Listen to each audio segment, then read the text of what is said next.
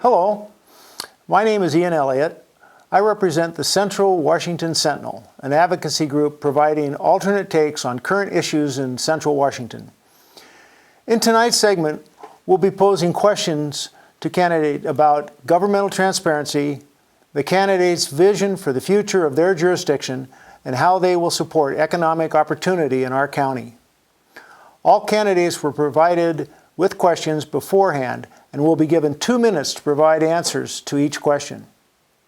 Before we get into the candidates' views, we'd like to offer a special thanks to Inland Networks and INTV for providing the production facilities and skills necessary to bring you these interviews. Okay, let's start off with our first question.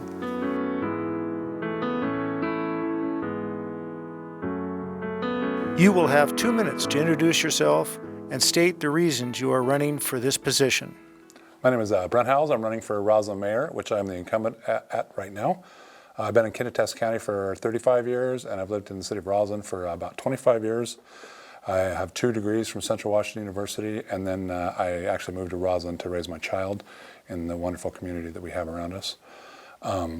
When the mayor position became open in 2017, I immediately applied because it was something that I wanted to do to serve my community.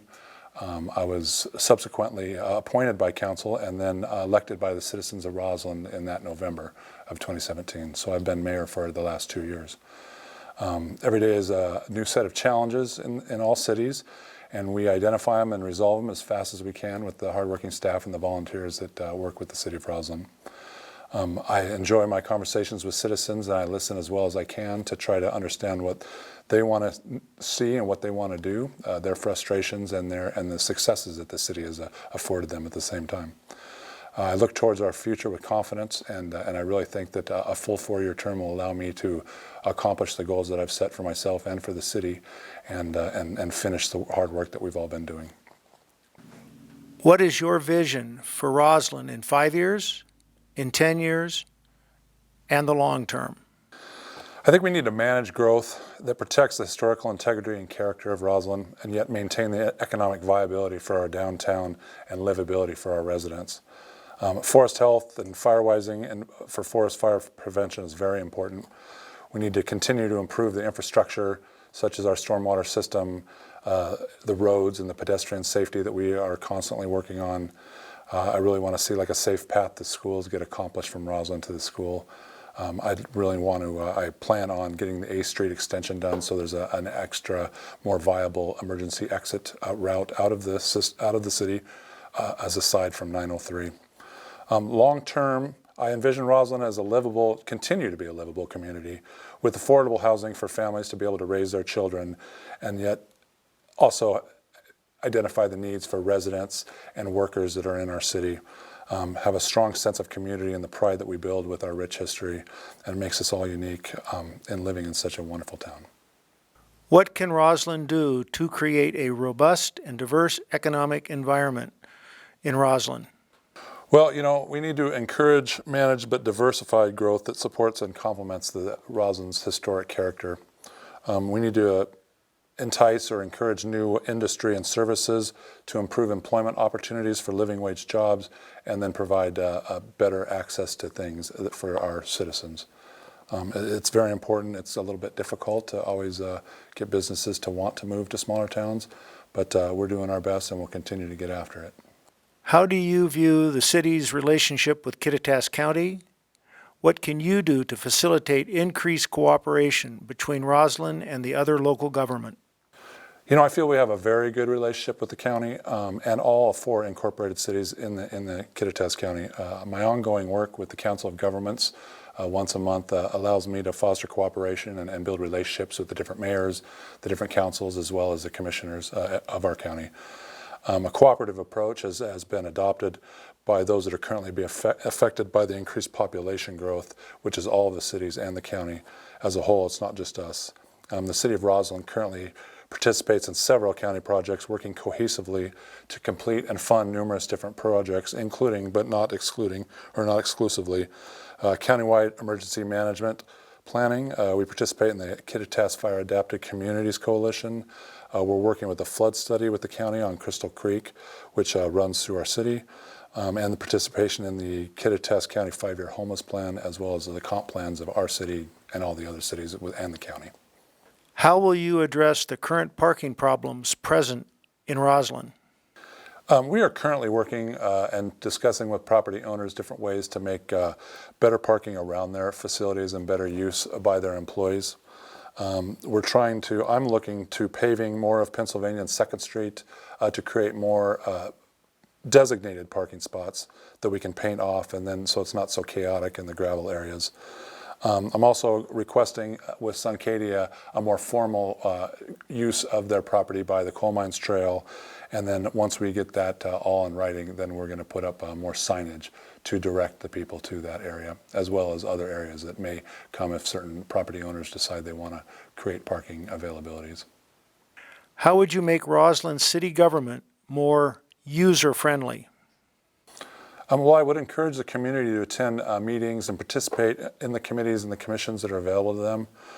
I think we're going to do what we can to make the website more user-friendly and more accessible to people so they can get information like the codes and the permits that they need, a better use of a meeting calendar so they can see all the things that are available with the city. I want to utilize social media even more than we do, the different Facebooks and things, to get information out to people about controlled burns or things that are happening in the neighboring communities, as well as things that are happening in the city and different meetings like that. What is your opinion of the state of operational transparency in Roslyn? Well, the City of Roslyn operates in compliance with state law to make information and meetings available to the public as required. Public meetings are posted in advance at City Hall and the post office to encourage community input and participation. Past minutes are always available online or by request at any time that we are open. But even with that said, there are still challenges to face, and we recognize there's room for improvement to be had. For example, we're encouraging participation from citizens in conjunction with recognizing the municipal process and procedure, facilitating constructive dialogue between the public and the city to address and resolve issues quickly and more efficiently. We're going to restructure our website to promote better accessibility for those kind of things and for the people that are unable to attend meetings. We also need to recognize that Roslyn is a small municipality with a limited staff and hours, and so the resources and along with the finding strategies to alleviate workload on staff is something that we're constantly trying to change and make better. Do you envision planned or multi-unit development standards for Roslyn? I do envision those kind of housing units and developments. Our code currently includes standards for master plan developments. Additionally, multi-unit development is also addressed within the present code. The Planning and Historic Preservation Committee is also currently working on revising the planned and multi-unit developments as they stand to make them more enforceable and better for the historic preservation of the city. What can city government do to solve future social and income inequality issues as Roslyn grows? Well, we will consider all of the citizens' needs as plans and development come forward and support policy that enhances a balanced and sustainable community for all of our citizens. This may include a focused effort on affordable housing options, encourage collaborations with organizations that offer resources for economically challenged families, promote education outreach and continuing education programs, youth mentorship, and enhance transportation systems. How can Roslyn harmonize an active downtown area with surrounding residential areas? Well, by supporting and administering clearly written zoning regulations that define how property in specific geographic zones can be used. For instance, restricting vacation rentals from residential neighborhoods but allowing them in the commercial zones. Request assistance from law enforcement when necessary, especially when events do become spill over into residential areas. Proactively manage tourism through proper signage and parking, especially during the larger events. And really just getting the word out to the businesses and the people that do run the different events to be respectful of our community. How will you accommodate future commercial development in Roslyn? Well, I'm going to work directly, as I do already, with the Roslyn Planning and Historic Preservation Commission to oversee development proposals in accordance with our historical guidelines as well as our code. Obviously these kind of things are going to be a case-by-case basis and depending on the locations that are available to them. But it is very important that we do control the commercial development as best as we can within all the power that the city holds. How will you address the issue of affordable housing in Roslyn? Well, I want to research incentive programs and review current accessory dwelling unit codes that we could provide alternative housing options for long-term residents and local employees. We need to support the concept of adding flexibility into the certain of our regulations that would help alleviate some of the costs of affordable housing production while preserving the historic integrity of those structures. One example would be renovating the historic outbuildings and structures without having to add a water and sewer hookup possibly, and they could just piggyback off the one that they already have. The ADU stuff will hopefully be that same way.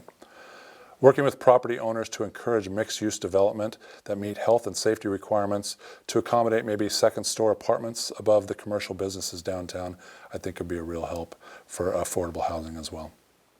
My name is Brent Hals, and I'm running for the incumbent mayor position. I'd appreciate your vote in November.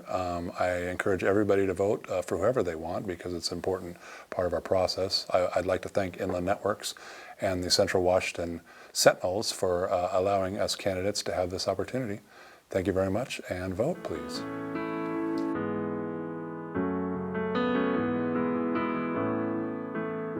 That concludes our interview.